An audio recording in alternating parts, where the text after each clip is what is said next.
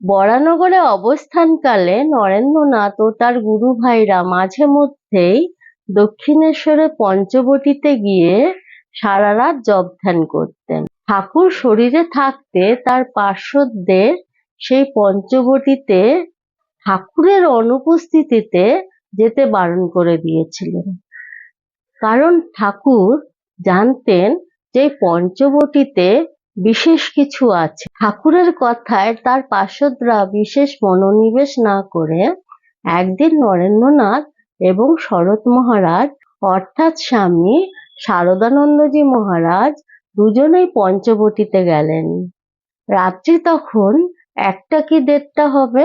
সামনে ধুনি জ্বালিয়ে নরেন্দ্রনাথ এবং শরৎ মহারাজ দুজনেই ধ্যানে বসলেন। ধ্যানটা বেশ জমে এসেছিল। এই সময় হঠাৎ শরৎ মহারাজের চোখে পড়ল নরেন্দ্রনাথ কার দিকে যেন কটমট করে এক দৃষ্টিতে তাকিয়ে আছেন। শরৎ মহারাজের মনে সন্দেহ হলো। তিনি ভাবতে লাগলেন যে নরেন্দ্রনাথ এরকম কেন কটমট করে তাকিয়ে আছে? মাথাটা কি কিছু খারাপ হয়ে গেল নরেনের? প্রথমে শরৎ মহারাজ একটু উদ্বিগ্ন হলেন। উদ্বিগ্ন হলেও তিনি স্থির হয়ে তার আসনেই বসে রইলেন। তারপরে শরৎ মহারাজ আরো দেখলেন নরেন্দ্রনাথ কার ওপর যেন খুব রেগে গেছেন।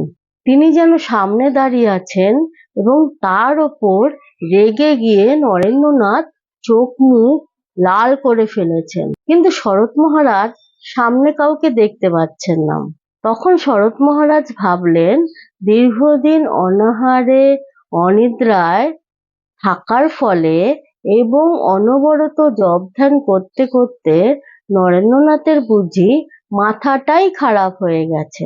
এর খানিক বাদে শরৎ মহারাজ দেখলেন নরেন্দ্রনাথ সামনে যে ধুনি জ্বালানো ছিল সেই ধুনি থেকে জ্বলন্ত কাঠ নিয়ে কার ওপর যেন খুব রেগে আসন ছেড়ে দাঁড়িয়ে পড়লেন এবং বলতে লাগলেন, তবে রে শালা, এই বলে কাকে যেন মারতে গেলেন। এই দৃশ্য দেখে শরৎ মহারাজ ঠিক নিশ্চয় করে ফেললেন যে নরেন্দ্রনাথ ক্ষেপেই গেছে। তিনি এই দেখে এক দৌড়ে শ্রী শ্রী রামকৃষ্ণদেবের ঘরের কাছে পালিয়ে গেলেন। মনে রাখতে হবে, এই সময় কিন্তু ঠাকুর তার শরীরে ছিল না। শরৎ মহারাজ ঠাকুরের ঘরের দিকে দৌড়ে পালিয়ে গেলেন ঠিকই, কিন্তু নরেন্দ্রনাথকে একা ফেলে তার যেতে মন চাইছিল না। যাই হোক, খানিকক্ষণ পরে শরৎ মহারাজ দেখলেন নরেন্দ্রনাথ যে জ্বলন্ত কাঠটি তুলে কাকে মারতে গিয়েছিলেন সেই কাঠটি আবার ধুনিতে রেখে আবার তিনি নিজের আসনে স্থির হয়ে বসলেন। এবার নরেন্দ্রনাথ লক্ষ্য করলেন যে তার পাশে শরৎ মহারাজ নেই। তখন তিনি চিৎকার করে শরৎ মহারাজকে ডাকতে লাগলেন, ওরে শরৎ, কোথায় গেলি রে? আয় না রে। শরৎ মহারাজ একটু অপ্রতিভ হয়ে ধীরে ধীরে আবার সেই ধুনির কাছে গিয়ে তার নিজের আসনটিতে বসে পড়লেন। তখন নরেন্দ্রনাথ শরৎ মহারাজকে আশ্বস্ত করে বললেন, আর ভয় করতে হবে না, শালাকে তাড়িয়ে দিয়েছি, ও শালা আর ভয় দেখাতে আসবে না। শরৎ মহারাজ তো অবাক, বললেন, কে কে এসেছিল ভয় দেখাতে?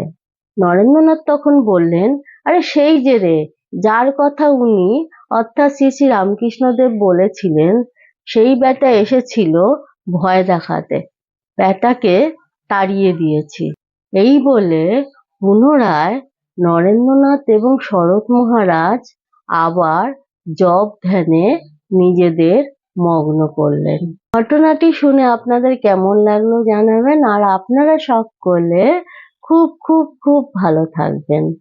আজ আসি। ওম শান্তি শান্তি শান্তি। হরি ওম তৎসৎ।